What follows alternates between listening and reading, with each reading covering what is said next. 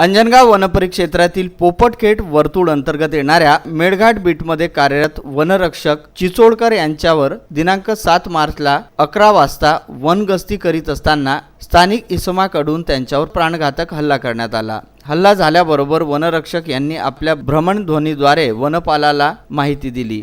या घटनेचे गांभीर्य लक्षात घेऊन अकोला जिल्ह्यातील अकोट पोलीस स्टेशन हद्दीत येत असल्याकारणाने पूर्वलक्षी प्रभावीपणे पडगावकर वनपरिक्षेत्र अधिकारी अंजनगाव यांना माहिती देऊन तात्काळ पोलीस स्टेशन अकोट ग्रामीण यांच्याकडे लेखी पत्र देऊन तक्रार करण्यात आली।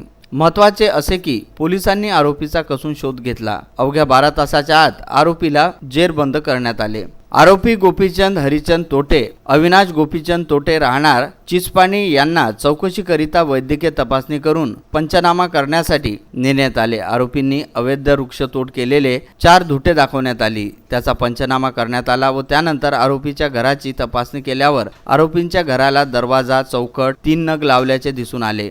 सर्व पोलीस अधिकाऱ्यांनी मोलाची कामगिरी बजावली। सर्वांच्या सहकार्याने सामूहिक जबाबदारी समजून वनरक्षकावर झालेल्या हल्ल्याची दखल घेऊन गुन्हेगाराला जेरबंद करण्यात यशस्वी कामगिरी करण्यात आली। विदर्भ न्यूज करिता धारणी येथून तस्लीम शेख।